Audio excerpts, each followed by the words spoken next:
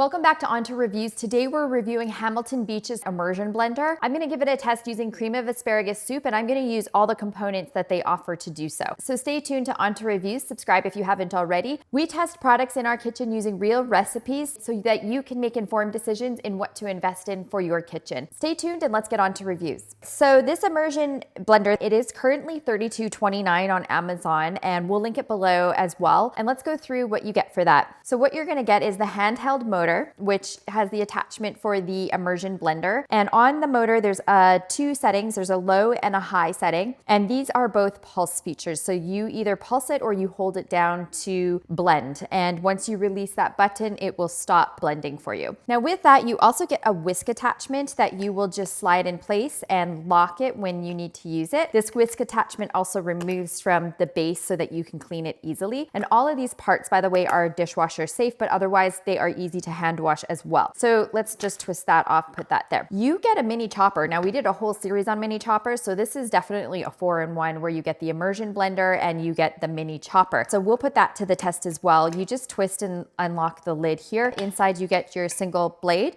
This blade, I will say, is a little bit odd. You put it in and it sort of wobbles around. It kind of waits for the pressure of the lid and the use of the motor to secure it in place. And I thought that was a little bit weird. I thought it was user error, but that definitely is how it works. So we'll put that to the test and chop the onions and the garlic for our cream of asparagus soup and see how well that performs. You also get a measuring cup that has a pour spout. So that will be really handy when you're using the whisk attachment, and you also have the increments to measure. And it comes with a sealable lid. The lid is pretty airtight. However, on the spout, it's not airtight completely. It just sort of sits on there. So this wouldn't be something you would want to use to store foods over a duration of time, just temporary, so that it's spill free and will prevent oxidization. Okay, so let's put these to the test. We're gonna make asparagus soup and see how well this performs. We're gonna start by quartering half of an onion, and we're gonna blend it in the mini chopper, and we'll see how that works. So that actually did a really good job, and I'm actually pretty impressed by its performance. So let's just get that into a bowl.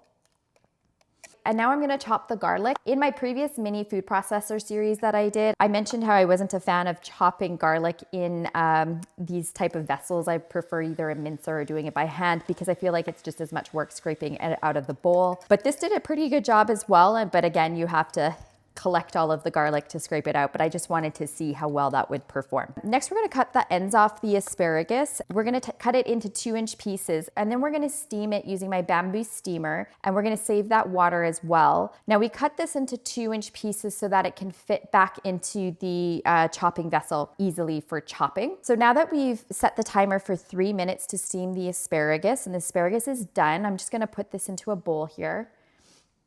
And now I'm gonna put half of the asparagus into the vessel because there is a max line that you don't wanna exceed. And I'm gonna use my steaming water just to get any essence of asparagus infused into this soup. So we're gonna pour some of that into the vessel here, and then we're gonna pop the top on here, and we're gonna give it a blend. So that did a pretty good job. It's fairly chunky still, but I'm not concerned because we're gonna finish this off and puree it with the Immersion Blender. And now I'm gonna put the second batch in, and then we're gonna blend that up and we're gonna add it to the mix. And now that that's done, I have some homemade chicken broth that I have frozen. So I'm just gonna heat that up so I can add that to the soup. And in the meantime, I'm gonna add some olive oil and some butter, and then I'm gonna saute the onions for about 5 minutes. And once that's done, I'm going to add the garlic and saute that for about 30 seconds. And now that that's nice and fragrant and bubbly, I'm gonna add about 3 tablespoons of flour, and we're gonna make a roux with this. And once that's done, we're gonna slowly add some heavy cream. Now I'm gonna add my hot stock to this. And we're gonna give that a stir until that's nicely mixed. And now I'm gonna add my spices. I'm gonna add 1/2 teaspoon of coriander. I'm gonna add a teaspoon of salt and just some black pepper. Give that a stir.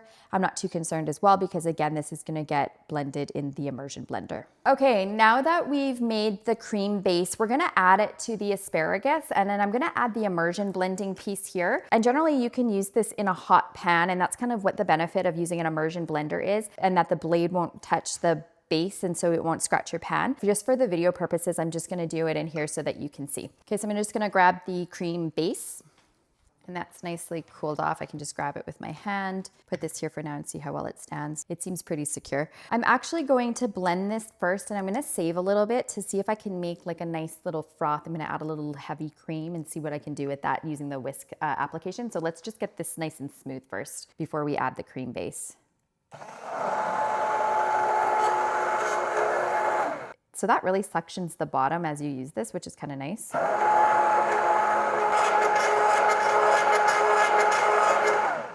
Okay, that looks good to just grab a little bit of the puree. Now let's ladle in the cream base here.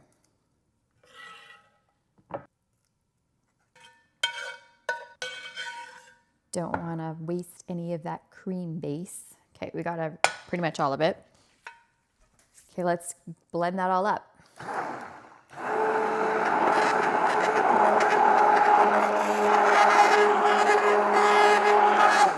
Okay, well, my watch alerted me that I'm in a loud environment, so I will say that this is a little bit loud, and it did take a while to puree, but let's test out the texture.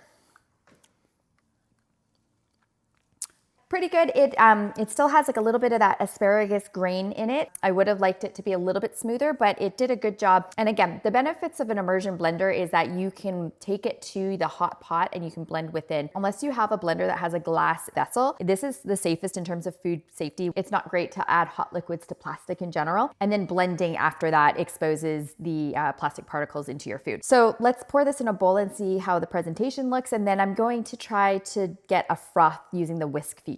Okay, now I'm gonna add the Whisk feature. You just line up the unlock with the arrow here and you slide it to lock. And then I'm gonna pour the asparagus puree that I made into this vessel. And then we're gonna add some whipped cream and then we're gonna give it a blend.